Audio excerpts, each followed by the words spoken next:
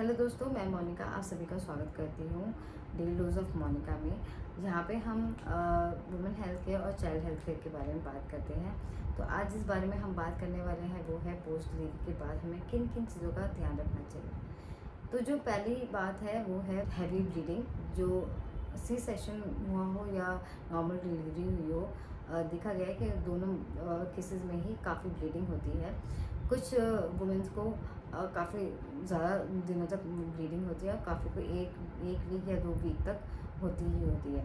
तो इस टाइम पे हमें ध्यान रखना चाहिए कि हमारे पास डिलीवरी ब्लीडिंग पैड्स हों और पैंटीज़ हों।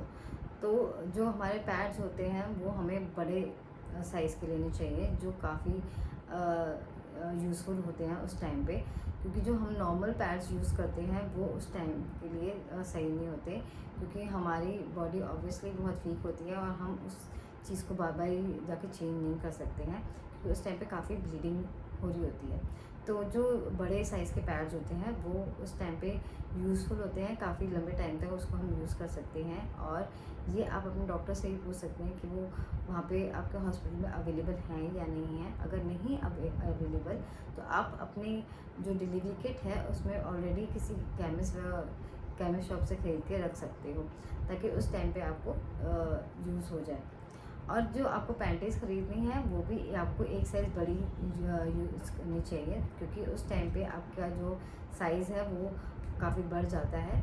और आपको जो तीसरी जो चीज़ ध्यान में रखनी है वो है कि जो भी आप पैंटीज़ ख़रीदो वो सीमलेस हो, क्योंकि उस टाइम पे आपको इचिंग जो है बहुत ज़्यादा होती है और आप कंफर्टेबल फील नहीं करते हो। तो जो सीमलेस आजकल पैंटीज़ आ रही हैं वो बहुत कंफर्टेबल होती हैं। तो आप मैंने फ़ोटोज़ दी हैं आपको, आप पिक्चर्स में दी हैं, ये ऑनलाइन इजीली अवेलेबल हैं। तो आप इसको भी मार्केट से ख़रीद सकते हैं और इसको अपनी उस डिलीवरी किट में ऐड कर सकते हैं। तो जो हमारा टॉपिक है जिसमें हम बात करने वाली हूँ वो है बीटाडिन जेल। बीटाडिन जेल आप अपने डॉक्टर से ज़रूर प्रिस्क्राइब करें और रिकमेंड करें कि वो आपको दे। अगर वो आपको नहीं देते हैं तो आप मार्केट से ले सकते हो और इसको यूज़ कर सकते हो अपने सी सेक्शन या डिलीवरी की जो आपके स्टिचेस आए हैं वहाँ पर।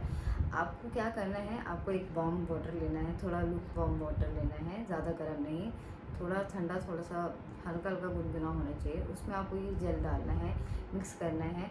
और जब भी आप वॉशरूम जा रहे हो उससे पहले आपको अपना प्राइवेट एरिया सारा उससे क्लीन करना है। फिर वाटर क्लॉथ से आपको फिर इसको साफ़ करना है और जो भी जेल आपको डॉक्टर ने दिया है स्टिचेस का उसके ऊपर फिर अप्लाई करना है। इससे क्या होगा, आपके जो स्टिचेस हैं वो जल्दी हील हो जाएंगे और आपके जो मार्क्स हैं वो भी जल्दी गायब हो जाएंगे।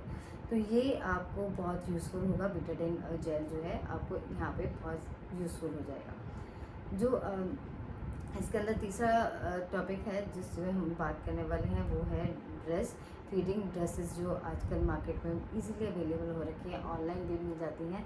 तो ये आपको स्टार्टिंग 400 से अबव 2000 तक मिलती हैं ड्रेसेस। तो ये आप अपने बजट के हिसाब से देख लीजिएगा कि आपको कौन सी अच्छी लग रही है। मैंने जो है मैंने भी 3-4 खरीदी थी और ये सच मानिए ये सच्ची में यूज़फुल होती हैं, क्योंकि इससे आपका जो बेबी है और आप भी बहुत इजीली कंफर्टेबली फीड करा लेते हो, आउटसाइड भी और इनसाइड भी। जब आप कहीं बाहर गए हो तो भी आपको बहुत इजीली आप फीड कराने में आपको हेल्प मिलती है। इनमें क्या होता है, ये साइड में ज़िप लगी होती है, उसको आप आराम से खोलिए और बच्चे को फीड कराइए, तो आपको भी अनकम्फर्टेबल फील नहीं होगा और बच्चे को भी इजीली फीड करा लोगे। जो दूसरे और पैड्स भी आते हैं, फीडिंग पैड्स भी आते हैं, तो वो भी आप यूज़ कर सकते हो और ब्रास भी आती हैं तो आप उनको भी यूज़ कर सकते हो। तो ये हो गई ड्रेस के बारे में बात हो गई। तो जो आगे हम चौथा जो टॉपिक है जिस पर हम बात करने वाले हैं वो है फीडिंग पैड्स, जो बहुत ज़रूरी हैं फीडिंग टाइम में फीडिंग मॉम्स के लिए। क्यों? क्योंकि जहाँ जैसे कि देखा गया है, जब मैंने भी फ़ीड कराया था, तो जब मैं बच्चे को एक साइड से फ़ीड कराती तो दूसरी साइड से लीक हो रहा होता था, लीकिंग स्टार्ट हो जाती थी।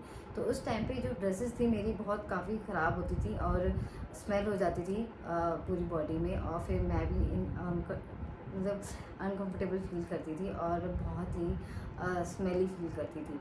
तो इसलिए मैंने ये पैड्स खरीदे थे, ताकि मैं अगर बच्चे को एक साइड से फ़ीड करा रही हूँ तो मैं दूसरी साइड पे वो पैड लगा लेती थी।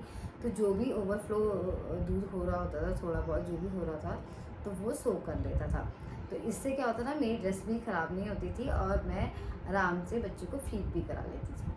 पैड्स जो है ये आपको ऑनलाइन ईज़िली अवेलेबल हो जाएँगे। आपको किसी भी केमिस्ट शॉप पे भी अगर आप पूछ सकते हो इसको, अगर वहाँ पे अवेलेबल है तो आप खरीद सकते हैं। तो जो 5th पॉइंट है वो है फीडिंग पम्प। आप सब जानते हैं, जब हम ब्रेस्ट फीड पे होते हैं, जब ब्रेस्ट फीड बच्चा होता है, तो काफ़ी मदर्स को काफ़ी ज़्यादा मिल्क आता है। तो आप नहीं चाहोगे कि वो अब जो मिल्क है वो लूज़ करो, तो इसलिए आप वो पंपिंग करके अपना स्टोर कर सकते हो दूध को। और जैसे कि आप बाहर गए हो तो आजकल काफ़ी अलग-अलग तरीके के फीडिंग पंप आ रहे हैं। तो आप उनको भी बाहर रहते हुए भी यूज़ कर सकते हो। जैसे कि आप ऑफ़िस गए हो तो भी आप उसको यूज़ कर सकते हो कि आप स्टोर करके अपने रख लो और बाद में घर जाके आप बच्चे को वो उस दूध को पिला दो। तो ये भी इसलिए फीडिंग पम्प भी काफ़ी यूज़फुल है, मैंने भी ख़रीदे हुए हैं।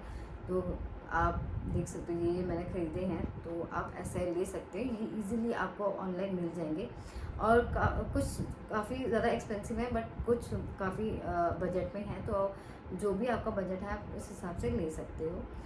तो इस टाइम पे काफ़ी ज़्यादा दूध आता है, तो आपको ये चीज़ ज़रूर लेनी चाहिए मेरे हिसाब से।